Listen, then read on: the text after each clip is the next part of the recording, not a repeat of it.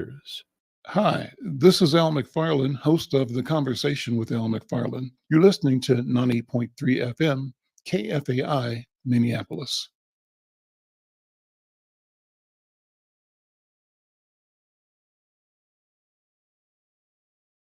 Oh, Queen Justice, where are you? Did they beat you up or no? Lock you on the ground, take the crown away from you? Oh, Lady Liberty, red, white, and blue. Did they take your dignity with their bigotry? Teach you that you're born to lose. Free or guilty, it's gonna get filthy. Better believe, roll up your sleeves. It's gonna get rough, it's gonna be tough. We all agree, we've had enough.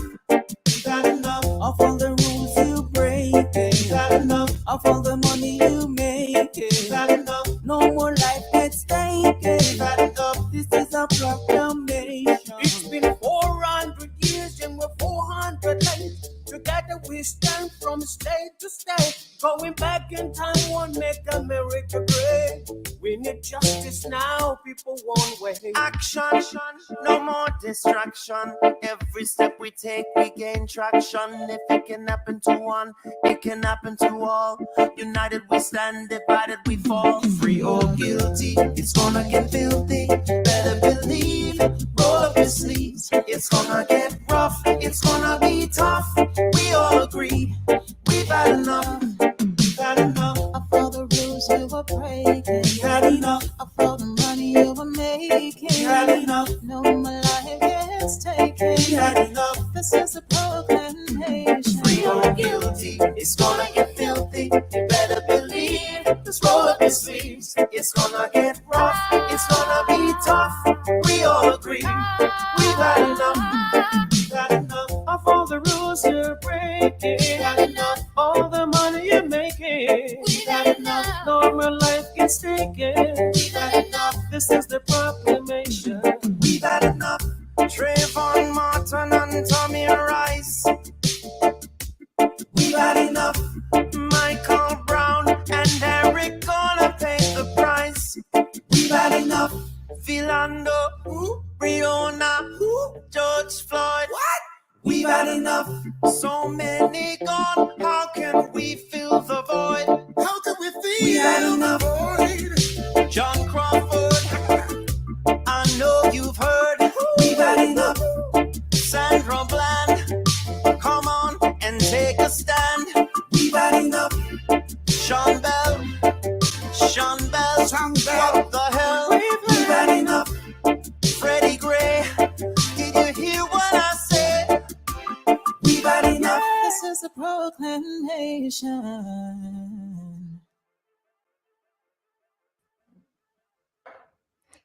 I'm Al McFarlane. Welcome to the Conversation with Al McFarlane. We're broadcasting live from George Floyd Square in South Minneapolis. And yes, we've had enough. Thanks to Ryan and his team, including my brother Wayne, for that marvelous music. And in fact, Ryan and Wayne and colleagues are here. We'll be presenting some live music during the course of the hour.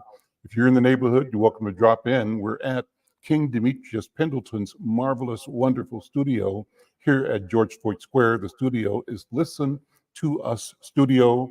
It's at 3730 Chicago Avenue in South Minneapolis, George Floyd Square. This is the fifth day of live broadcast here on KFAI from George Floyd Square. We finish our George Floyd Week specials tomorrow, Saturday, 1 o'clock. Join us wherever you are around the world or around the community, broadcasting again from George Floyd Square from Listen to Us Studio. Well, let me begin by setting the intention, and I want to go straight to a pivotal figure in the prosecution of the officers that were responsible for the death of George Floyd. Joining me here in this studio is Minnesota Attorney General Keith Ellison. Keith Ellison, good afternoon. Again, thank you for all you did for the families, for justice, and for the world in prosecuting those responsible for the death of George Floyd. As you come up on the anniversary tomorrow, what's on your mind? What are your thoughts? Well, I just think it's such an honor to be at this sacred space where George Floyd called to his mother. He called for help. He called to breathe, and his call can never be unheeded. I'm just really just awestruck at the level of commitment that his family continues to have. They'll never forget him, and we have to be in complete solidarity with them. And I'll just note for folks, I mean, there is something about when a person is killed, murdered at the hands of somebody who was an agent of the state, because the state is us. The state is all of us. The state is our government. And when a private individual commits a crime or kills somebody, the state is going to hold them accountable. But what about when an agent of the state does it? It makes it different. And it means that the state, in order to maintain just credibility, maintain any sense of trust, must move to hold that particular offender accountable, or everything is chaos, where people don't trust, they don't cooperate. And so I've had people say, well, it's tragic that George Floyd died, but, it's a murder. Murders happen every day. No, this is unique because this happened in the hands of the people we entrust, the guardian. And by doing so, he besmirched the reputation of every great officer who tries to do the right thing every day.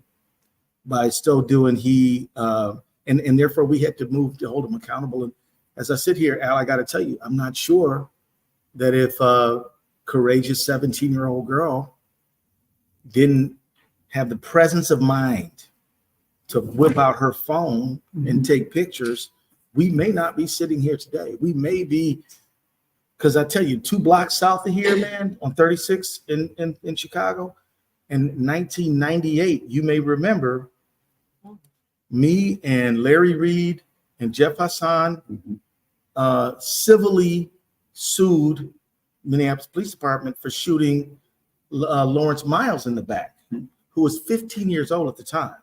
Now, Miles did not die, but he's 45 today and has permanent injuries, which he's never been compensated for, because I'm not proud to admit we lost. So people have said to me, oh, Keith, thanks for what you did on that case. I'm like, I'm thinking about, we've lost cases we should have won because of the way jurors saw our client. And so let me tell you, man, this came from a lot of hard knocks. This came from disappointment and grief. And I will say that when the governor called me, I did have a sense of what needed to be done. And because of losses that it came before. So I view it as a tremendous privilege. I think all of the credit really goes to the courage of George Floyd to call out for his own life, to the bystanders who called out for his life, who came back a year later, and all of them testified as to what they saw, despite the fact that these are not public people. These are private individuals who want to mind their own business. His family, I remember flying down to Houston, meeting his loved ones here, who had such, despite, they would be well within their rights to simply grieve their loved one. But they all have stood up and given more and brought attention to it and said, hey, look, we don't want this to happen to anybody else's brother, cousin, uncle, So that you asked what's on my mind, all that's on my mind. I think that the whole world is feeling that we're at an inflection point. How would you describe that? What does this mean for not just this community, not just this family, but all the families we mentioned? In the video we watched opening this, we saw this field of tombstones around the corner that reflect the people that have been killed by gun violence, particularly law enforcement violence, over the past several years. What does this mean in terms of how we are able to assemble a response that leads us towards justice and clarity and freedom in the future, not only here, but everywhere? Well, I'll tell you a little story, just a little story. This morning, I was at a Attorney General's conference in Austin, Texas. got on a flight 6:40 a.m. And these Austin police officers, they said, "Hey, you the Ellison guy?" I'm like, "Sure." Like, "Man, thank you for leading that prosecution." I said, "I don't deserve no thanks, but on behalf of everybody who worked on it, who made it happen, who called attention, including the protesters, starting with them, I will say thank you." We cannot be confused. There's an inflection point within law enforcement. I was at the Noble, the National Organization of Blacks in Law Enforcement. They wanted me to talk about this case because they're like, we are committed to doing things differently. They shared with me some of the pressures they're up against since this time, with the prosecution. I've conferred with people in Monroe, Louisiana, Memphis, Tennessee, New York, Atlanta, Louisville, all over the country about how to prosecute these cases. I've spoken at several prosecutor conferences on how to deal with everything from dealing with the press to dealing with, how they're going to tarnish your client, dealing with juries because they want to poison the well before the jury ever gets called. They want to make sure they're already against your client. Dealing with experts, dealing with all these things to help put together a meaningful prosecution. Brother, they even invited me to London, England, because they got problems there. Yeah. In Nigeria, Lagos, Nigeria, see, a lot of us think this is a racialized thing, and it is, but it's ultimately an abuse of power. Yeah. We entrust the guardians to safeguard us, and therefore they have a lot of discretionary latitude. And that's the way the law is written, and that's the way it probably should be written. But that means that only the most ethical people should ever hold this job, right? And I'm proud to tell you that many of them are on the team. They want to change it. Corporate leaders want to change it. I was talking earlier today about the business case for police reform. Minneapolis has paid out $100 million in civil rights cases over the last 10 years. Think about that. Whoa, but that's nothing compared to Chicago, Los Angeles, and New York, or Atlanta. We know that if there is an ongoing, really bad relationship between police and community, there's going to be a riot sooner or later. That's just a fact.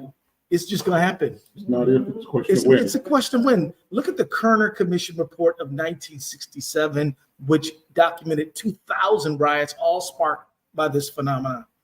And then there's the issue of trust. We need to live in safe communities. We deserve to live in safe communities. As a prosecutor, I can tell you that private citizens do commit crimes against each other. They do. They sell dope in neighborhoods. They do domestic violence. They commit sexual. It happens. If you have a community that has a bad relationship with the police department, you will have fewer people cooperating in holding those people accountable. I think police brutality actually causes crime because if people are like, I'm not going to answer the knock on the door. If the officer says, did you hear anything in the alley? But I see somebody in blue, then I'm going to be like, well, maybe I don't answer the door because I remember what happened to my cousin. And, the subpoena, you get a subpoena. I'm not cooperating with them. They can catch me if they can. We know that if you are a person trying to be a criminal, the best place to do your crime is where that community has a bad relationship with the police department. The worst place to do your crime is where they have a good relationship. And you notice, and you and I have good friends in North Minneapolis, when the pastors got together with Charlie Adams and created 21 Days of Peace, we reduced all kinds of street level criminal violence, but it was all based on not the police only, not the community only, but the combination of the two, making for a safer community. So there is every reason in the world for us to continue the drive for accountability, for reform, every reason in the world. And I just tell officers every day, hey, this is not against you. This is against the people who break the oath. This is against the people who dirty the badge. In my last election, I had some people in law enforcement mad at me, spent $3 million to try to defeat me. The MPPOA did. We're cool. We talked about it. We worked it out, but they were trying to beat me, right? Sure. And so I was telling them, it's not me that hurt your reputation. It's Derek Chauvin. Don't be mad at me. Be mad at him. I didn't put the badge in the mud. He did. I actually pulled it out and washed it off so that other officers don't have to be judged by the evil, wicked work that he did. So those are some thoughts on my mind. I'm sorry for going on so long. That's perfect. Keith, thank you so much for being here. I know you got a tight schedule. We got other guests here. And before we go to them, let me say who's going to be here. City Council former President Andrea Jenkins is here.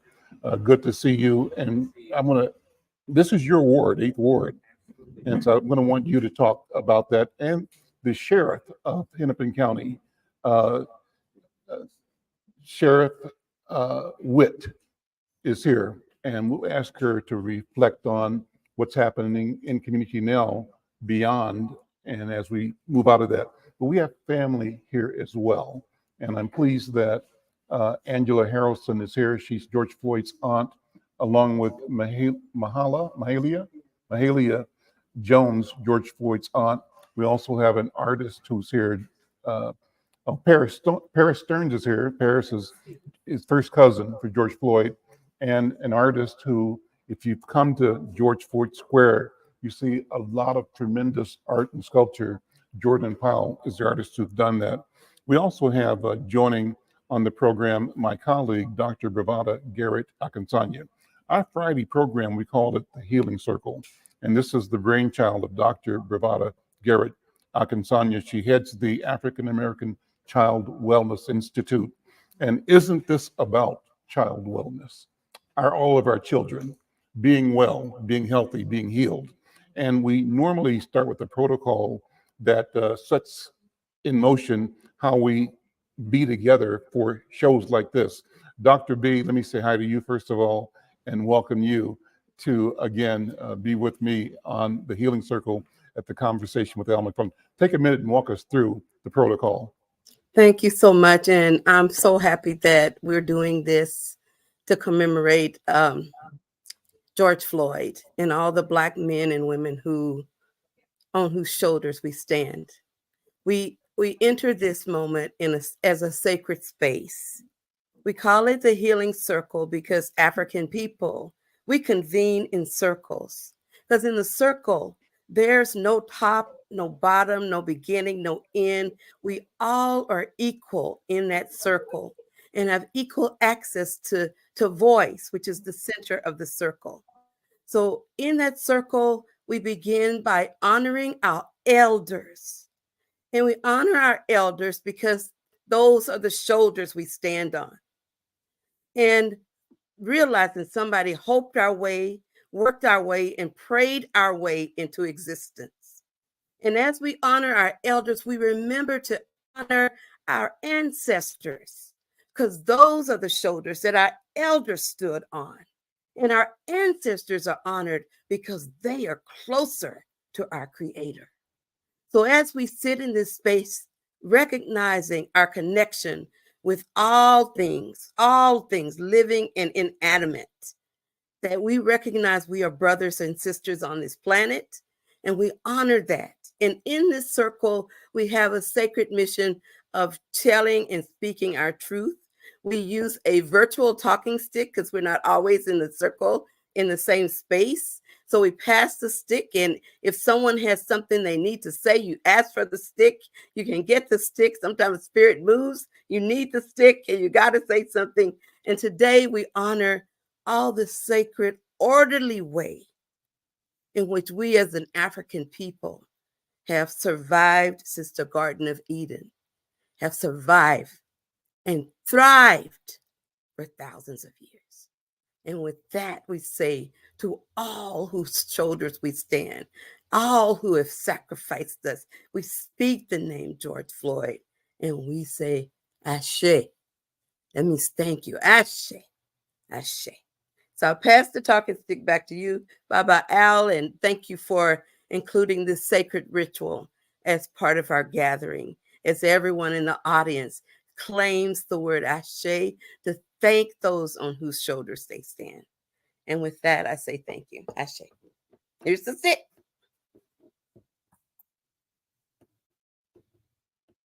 You're muted, Brother Al.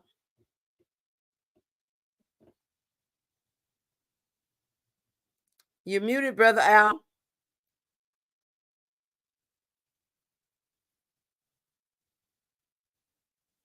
Still muted.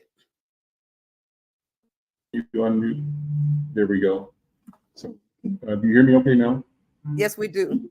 So, I'm Al McFarlane. This is the Conversation with Al McFarlane. We're broadcasting live from George Floyd Square. We have a wonderful facility called Listen to Us Studio, owned by King Demetrius Pendleton, artist, photographer, servant of community, creating a wonderful space to carry the memory forward. He's documented the story of 38th in Chicago of George Floyd Square. He's documented the protest. And you can check out his work here. It's worthy. It's important work. It's historic work. Check it out. Come by anytime. Today's program is going to include a conversation with the former president of City Council, Andrea Jenkins, and also the current sheriff of Clinton County, Sheriff DeWitt. Sheriff Dawanna Witt. Dawanna Witt. I'm making you somebody else. Thank you for correcting me. And members of the George Floyd family as well, and others. But we're going to take a break right now and listen to Wayne and Ryan to give us more of the spirit of this program.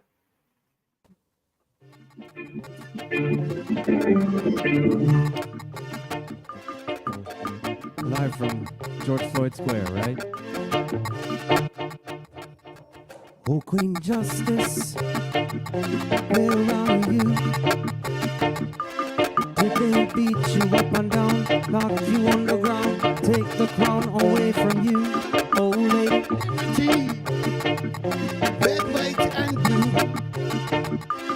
did they take your dignity with their bigotry, teach you that you're born to lose? Free or guilty, it's gonna get filthy, better believe. Roll up your sleeves, it's gonna get rough, it's gonna be tough. We all agree, we've had enough. We've had enough of all the rules you're breaking. We've had enough of all the money you're making. We've had enough, no more life gets taken. We've had enough, this is our proclamation. It's been 400 years and we're 400 late. Together we stand from state to state. Going back in time won't make America great. We need justice now and the people won't wait. Action, no more distraction. Every step we take we gain traction. If it can happen to one, then it can happen to all. United we stand, divided we fall. Free or guilty, it's gonna get filthy. Roll up your sleeves, it's gonna get rough, it's gonna be tough. We all agree, we've had enough. We've had enough.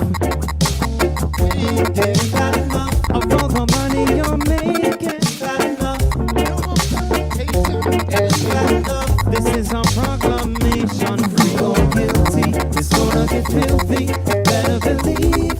Roll up your sleeves, it's gonna get rough, it's gonna be tough. We all agree, we've had enough. Said we've had enough of all the rules you're breaking. We've had enough of all the money you're making. We've had enough, no more life gets taken. We've had enough, this is our proclamation. We've had enough. Trayvon Martin, Tommy Rice. We've had enough.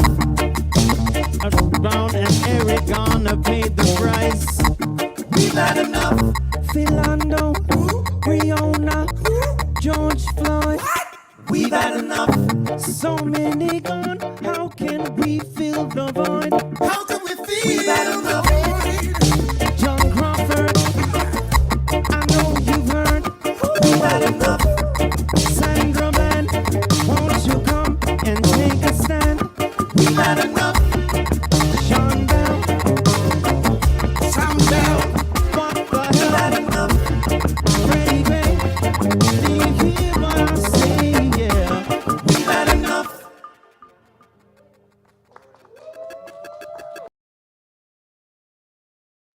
What a wonderful song. I'm hoping that we have good audio on the radio. It sounds marvelous here at the studio. And if it's not exactly that, you have to just bring your part to receiving the spirit of this music and the spirit of this gathering. I want to say hi, first of all, and bring in Angela, family members. Angela, thank you for being here. Introduce your sisters, if you would. And hold the microphone. You hold the microphone. Yeah. To the left of me is Sarah Stevens, who's George Floyd's first cousin, and to the right of me, from North Carolina, George Floyd's auntie as well. What does this day mean to you? What does it mean to be thinking about George Floyd, tomorrow being the anniversary of his death?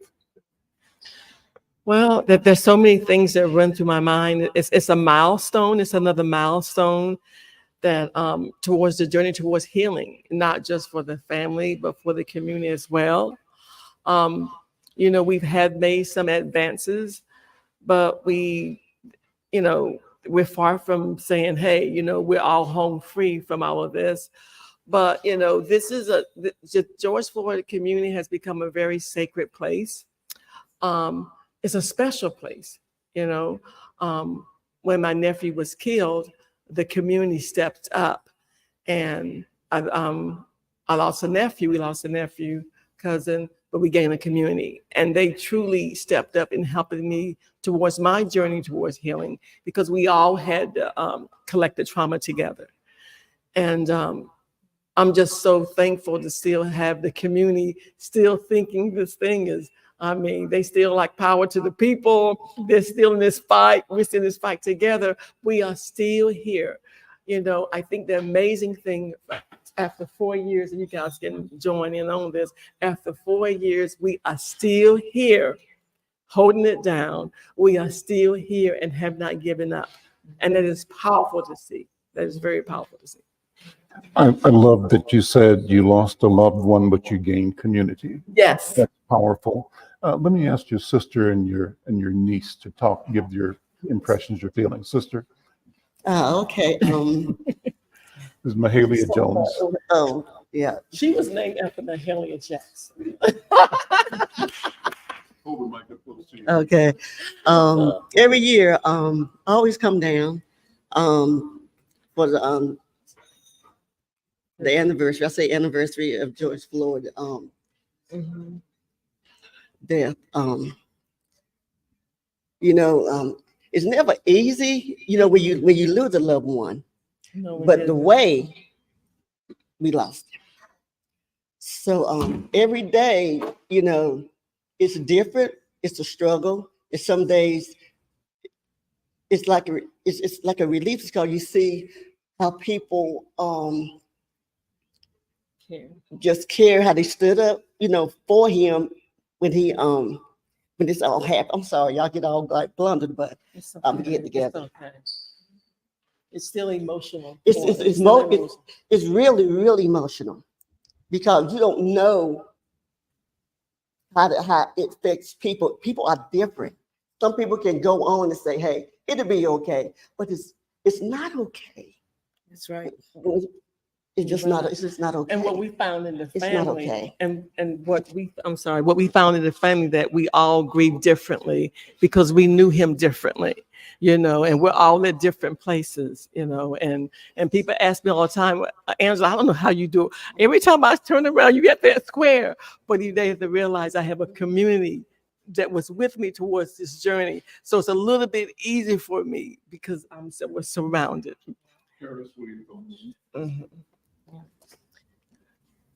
So I'm George Floyd's first cousin. My mom and his mom were sisters.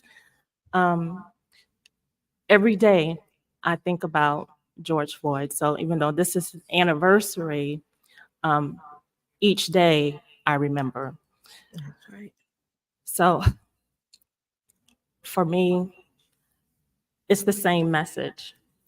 We all have a purpose. We all have a voice, no matter how old you are, no matter where you are in life, your voice matters. So we want officers to be accountable. And so now we are accountable now for making change happen. Policies still need to be changed. There are many things that have changed thus far. Policies within different states, from state to state, things have changed. So I don't want anyone to think that because someone else has been killed that we've had a setback. Stay positive, stay together. This community here is like an example of how a lot of communities should be. And unfortunately, it's just not that way. Mhm.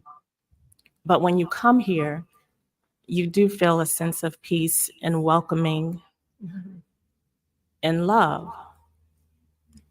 And that's what, that's what carries me a lot of the time, is that I know that there are more good people in the world than there are bad. I'm Al McFarlane. This is the Conversation with Al McFarlane, broadcasting live from George Floyd Square. I'm going to go to Sheriff Dawanna Witt. Hand her the microphone there. And Sheriff, thank you for being here.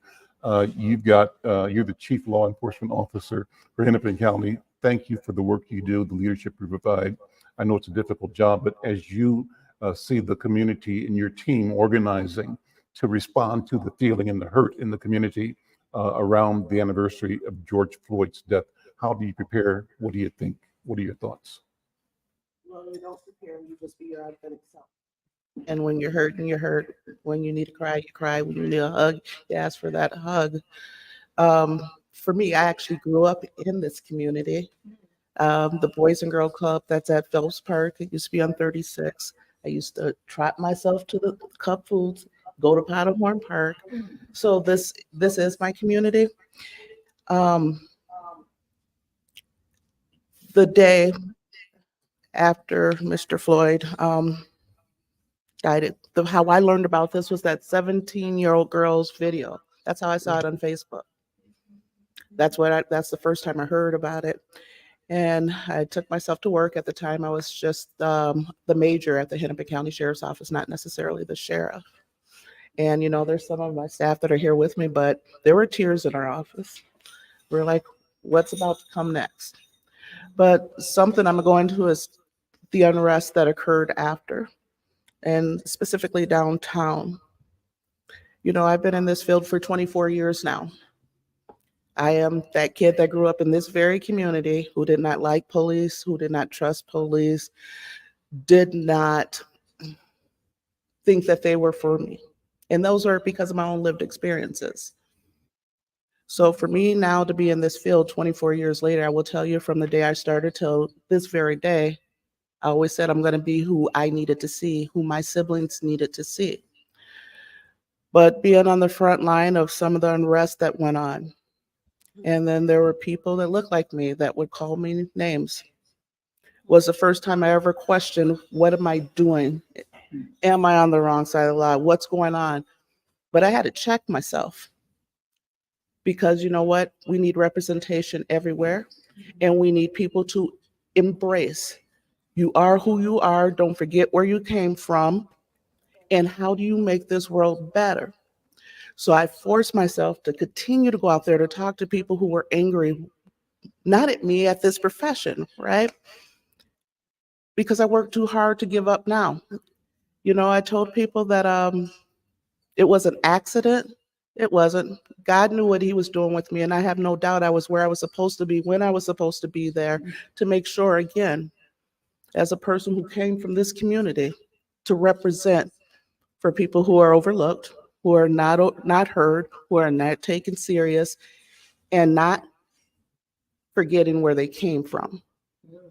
So I have a purpose in all of this too. And being authentic is the only thing I know how to do. Even though with this profession, sometimes they try to conform it where you have to be like a robot. That's not me. So as much as I was hurting with you, for you all, honestly, I had to keep showing up, and I knew I had to keep using my voice at that table. Sheriff, let me ask you then, what is needed to bridge the gap between and trust between police and community? How do we do that? When you talk about having a beat in the community, you got to be a part of that community. I'll tell you, years ago, when I first worked for Hennepin County, they would not promote me because they said I knew too many people who went to jail from the community. I had family members that went to jail from the community, so I couldn't be trusted. And then 16 years later, I come back as a major, right? Here, yeah, okay, I gave y'all a break, but now I'm back. You're right, I knew people in jail who were part of the community. Yep, I had family members oftentimes in jail that were a part of this community. The people in our jails are a part of the community. And so when we talk about how do we bridge this, you really have to embrace being a part of the community. You can't say because I know it goes 4th, 5th Avenue and know your streets, but who live in this house? Who owns this store? You know, talking to somebody recently about just policing. I did an internship in the UK to compare American policing to how they do it over there. But I remember them talking about how the first 3 months of being a police officer, you didn't get a car. You were on foot because that made you have to interact with people. We're too short to do things like that right now. But you know what? It isn't rocket science. It's going back to the basic. You will not do that without interaction. You will not do that without communication. You will not do that with completely being able to embrace people, even if they look different than you, if they pray different than you, it doesn't matter. I'm a person who say, I don't expect you to trust me because I have a uniform on. I expect to earn that trust. And you're going to get that because we're going to interact and we're going to talk. Again, being that girl who did not trust, who was afraid of police. And people ask me, how is it that you're doing this now? It happened through interaction, communication, learning people. And yeah, you know what? There's a lot of good police officers, deputies out there, and there are bad ones who make it bad for everyone. But I can't let them win. We do need to hold ourselves more accountable as a profession. But you know what? We also need the good people who got into this for the right reasons to stay. That's right. So that we can bridge this gap between community and policing. You cannot conform. You can't be somebody else. Be yourself and embrace it. Embrace it. I've been told, you know, you're a leader. You're not supposed to cry. If something make me sad, I'm going to cry. I'm a crybaby. You know, or, you know, sorry, my assistant's back there and I'm going to pick on her. But, you know, one day, and it just always stuck with me when she came to me as a sheriff and she goes, we're not used to this many people having access to the sheriff. People should have access to the sheriff. I take my oath seriously. And if I'm truly going to represent the community, how am I going to do that without having access? We all know we're told things, we're told stories, but are you hearing it from the people that are on the front line? Right? And I do mean community by that. So, and I like to talk a lot, so it's a bonus. We're glad you're here. We're glad you like to talk and communicate. Go ahead and applaud. That's great. That's great. City Council member, 8th Ward Representative Andrea Jenkins is here. There should be a microphone over there. You have it on. Welcome and thank you for being here. Take us back to that day. You were president of the Minneapolis City Council. When you learned about, and this is your ward, and you lived here for a long time, and you're embedded 25 years. See, so you know this community. What happened?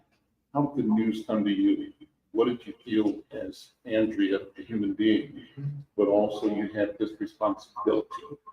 You are the president of the Minneapolis City Council. Take us back to that day. Wow, I'm so glad you framed the question in that way, Al. And before I give any remarks, I do want to just offer my really deep and sincere condolences to the family and to our community, because I know people are still grieving, still traumatized, still hurt. And I know that because, as you stated, Al, this is my community. I live here. I'm here in the square. I see Angela. I'm like, I don't know how you do it, Angela. I'm like everyone else, but you're here and you show up. You know, that I learned about the murder of George Floyd that morning of May 26th, about 1:30 in the morning. I got a call from the mayor's public safety aide, and she asked me, had I seen the video? And I said, what video? I don't know what you're talking about. And she was sobbing, she was in tears. And, you know, so I went online and I started trying to see if I could figure what she was talking about out. And it didn't take too long. I got to Nakima Levy Pounds. She was Levy Pounds at the time, page, and there was the video. And I saw the video. I watched all what we thought was 8 minutes and 46 seconds, but we learned later that it was more like 9+ minutes. And I thought about my great grandfather, his father, my father who was incarcerated for 15 years of my life, and just so many Black men that have been disabused by our systems of, quote, justice, right? And we know that policing in America started as a form of control over enslaved Africans. And that has persisted throughout history, through Jim Crow and lynching, and all of these things were just going through my head as I was watching Derek Chauvin with his knee on George Floyd's neck. And then subsequently, the next day, there was a press conference. And, you know, actually I was the vice president of the council then, but the president was out of town. It was Memorial Day weekend. The president was out of town, and so I was the leader of the council. And, you know, I got up to the podium and I had my remarks all laid out. And the Spirit told me, we need some art in this moment. We need some healing. And when I opened my mouth, Amazing Grace just started pouring out of me. Because I think that's what we needed in that moment. And I think that's what we continue to need right now, is grace for each other, for our communities. And, you know, I think back to that day when everyone in town showed up at this intersection. And if you all recall, we were in the middle of a global pandemic. And we hadn't seen people for months. And thousands of people showed up at this intersection, and it was like a family reunion. It was so much love and care and support for each other. There was anger. There was, but really there was. Let me jump in there. Let me have you sit with that for a minute. I haven't heard this said before. So I understood and felt and would understand people rushing to the street mad, angry, ready to tear it down. But you're saying that there was something different afoot. Absolutely. Talk about that. Tell me more about that. No, it was completely different from that. It was really a sense of we have to come together as a community and hold each other right now because of the pain of watching that video was so intense. And, you know, there were people who made speeches and people who talked, but there was no anger until, and you know, from here, people marched down 38th Street, headed towards the 3rd precinct. And they were singing songs of, you know, peace and love, we shall overcome. I mean, it was a beautiful thing. And so when I heard the news, you know, I'm mobility challenged. I couldn't march with the crowd, but when I heard the news that there was an uprising at the 3rd precinct, I was actually surprised because the feeling at George Floyd Square, it was 38th in Chicago then, it's now George Floyd Square, but the feeling that was there was one of we are here to support each other. That was the feeling of love, community, and support. Jordan Powell Karras is an artist, and if you've come down to George Floyd Square, you'll see statues that celebrate and commemorate the events of this time that we're speaking about. Jordan, what have you done? Talk about your work, what you've created, and what's been the motivation. So I showed up here after I saw the city on fire. I was living in Denver at the time. I drove across the country. I had a truck full of tools. I thought I would fix up a shop on Lake Street. Everything was already boarded up. I was called by my community, you know, friends and such, come down to 38th Street. That's where people are at. And we quickly, in about 2 days' time, constructed the original fist statue. It wasn't meant to last. I assumed it would have been destroyed, burnt down, something would have happened.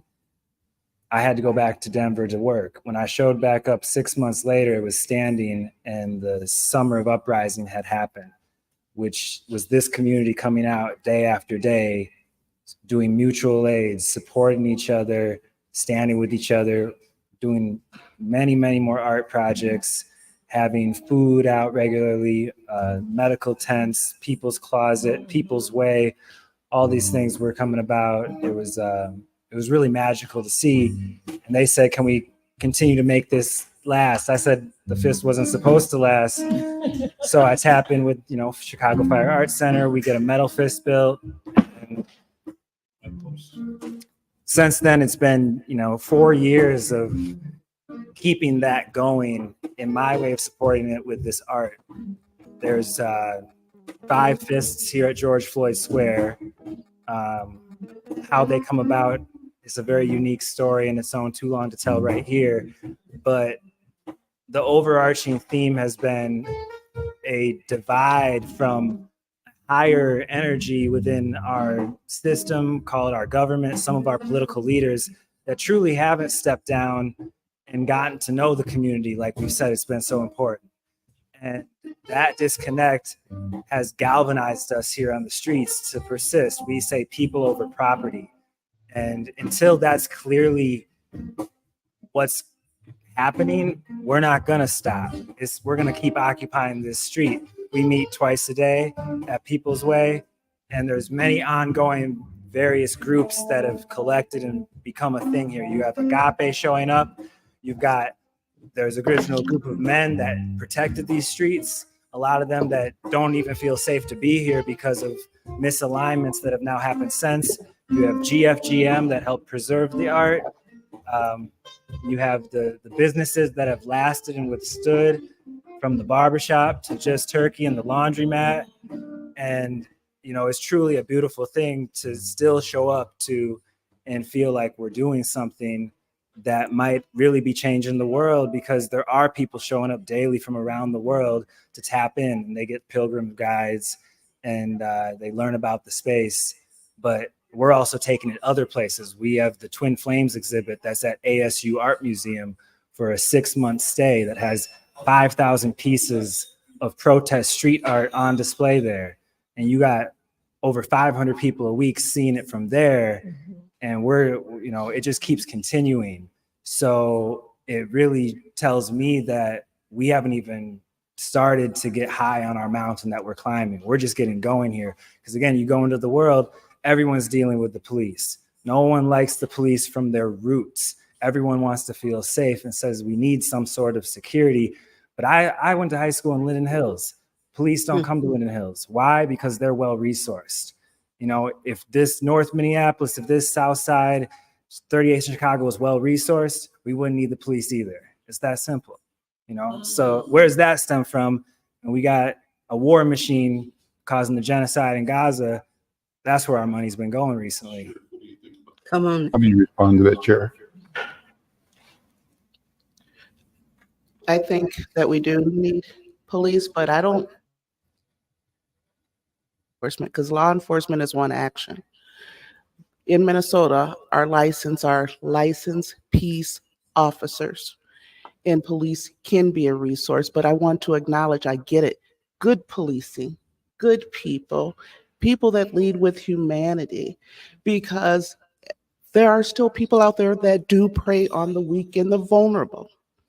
There are people that do that, and who's going to protect them? I keep bringing it up. My grandmother, North Minneapolis resident, 83 years old. Her townhome's been shot in 3 times. Who is going to stop that? But we also need to acknowledge that, like I said before, police have to be a part of the community. We cannot just be showing up to where we're responding to things. We have to be proactive, be there before things happen, build those relationships, and have a real relationship. Because there are always going to be people out there that prey on the vulnerable and weak. Jordan, I appreciate your comment. I think you are clear, and it's appropriate to articulate the vision of a community that is self-reliant, that is not dependent on an external power to keep order. And I think that's the same thing you're saying, Sheriff, is that we have to see ourselves as the authority, as community. And Andrea, city council member for this neighborhood, same question. How do we, I'm so proud that you were elected and that you were elected chair, proud that Keith Ellison was elected attorney general. I'm proud of the number of Black and brown people who are now serving in Minnesota state legislature. The numbers are phenomenal. We've never had it before. And these leaders now are changing and turning the levers of power and resource to our communities in ways they've never done before. I think that's major. Andrea, what do you think? I think that's true. I'm deeply proud to be of service in this community. I ask myself, how did I end up being here at this time? And it's for a reason. And it's true that change is happening, but it's not enough. We need much more.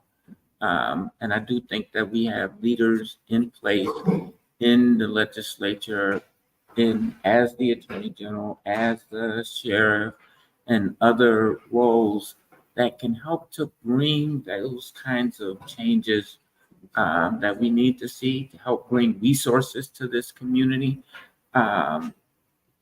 And yeah, it's a phenomenal thing to be serving in these roles, and yet we have to keep pushing for more change. Okay, great. I'm Al McFarlane. This is the Conversation with Al McFarlane. We've got about 10 minutes left for the program. I wanted to bring a couple of more voices in. I think John is here, or Thomas Berry's here, and Kellis, I think. Sheriff, thank you. Sheriff's got to leave. Thank you so much. Andrea, thank you so much as well. And I want to bring a couple more people.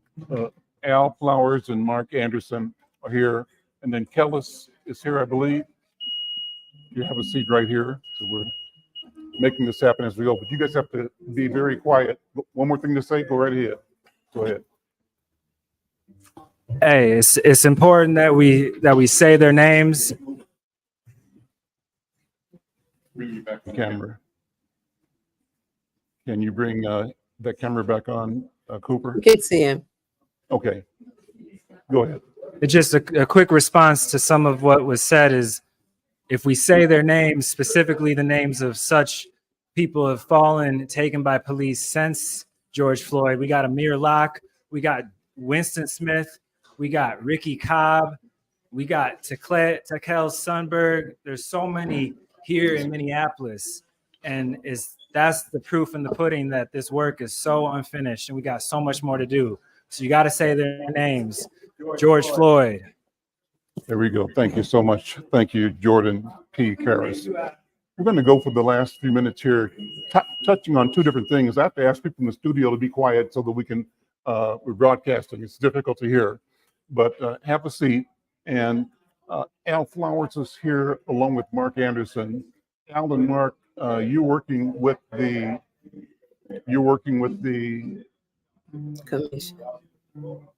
community. I need you all to be quiet for me. Okay. Go ahead. You have a seat. Al Flowers and Mark. Mark Anderson. What's going on with your work now? Just tell me quickly what's the status of the work you're doing with the police community relations. Trying to get some quiet because we're broadcasting. People that are not on air, please go outside because you're interrupting the broadcast. Please go outside. Please go outside. Thank you. And please do not talk because we have to do the live program. Thank you so much. Al Flowers, Mark Anderson, Reverend Bethel's not here, but give us a quick update on what you're doing with the Unity Community Mediation Team, UCMT. Pick up the microphone there. There's not the headset, but the microphone. There's a microphone there. You guys can share that. Just hold and speak to just one. Yeah, go ahead talking to that. No, Al, we one thing we know, I know you had the Attorney General here, Ellison Watts, so important, especially for the African American community. We got to see how we rebuild these relationships. And, you know, and the Attorney General said something, I was sitting there listening, that we know an incident going to happen again. But what the UCMT did is trying to, we formed sites all over the city of Minneapolis, in north, south Minneapolis, where people can come and file complaints at, so you don't have to go downtown. And that's what we've been working on, the community engagement part mostly, so we can rebuild these relationships, especially with the African American and Native community who suffered the most under this. So that's what we did. We had a mentorship. We met with some of the incoming recruits yesterday, but before they get on the street, and we talked about our papers, our organizations, and things that they should go be involved in, volunteer, and be a part of. And that's what we got to do while we are continuing to do this fight, continuing to pray for the Floyd family, and that's what we've been doing now. You know? We're going to have you come back to spend more time talking about that. I'm going to quickly go to Thomas Berry. Thomas Berry is with the Village Arms, and talk about the work you all are doing right now, Thomas. So we just successfully got the African American Family Preservation Act passed through the state of Minnesota, which is a historic bill, which is reducing, out of home placement for African American children throughout the state of Minnesota and throughout the Twin Cities. Khalees Houston was she was tip of the spear of the bill. She's the one who stuck with it throughout the entire process. She is the author. I know that they keep on referring to her as a community partner. She's not a community partner. She was there when Jeff Hayden started with it and Rena Moran. She was there with Bobby Joe Champion and State Rep Abaje. She's more than a community partner. She embodied the bill. She worked with the families. She had the pilot at Hennepin County for 3 years that showed that the bill was successful. So she did a lot of great work with this bill and for families. It's not about the individuals, y'all. It's about the families. So I'm just proud to be a part of that, to know that more Black families will be able to reserve their, the children. Thank you for that brief report. Really, we're out of time. This goes so quickly. We thank you all, but we're here tomorrow again. We'll continue the conversation. If you got some points you want to make, we're here to help you lift your voice, clarify your issues. I'm Al McFarlane. This is The Conversation with Al McFarlane. Today, the Healing Circle. We're broadcasting live from King Demetrius Pendleton's Listen to Us studio here at George Floyd Square. We're here tomorrow, our first Saturday broadcast. Join us. We'll see you, and thank you. A divine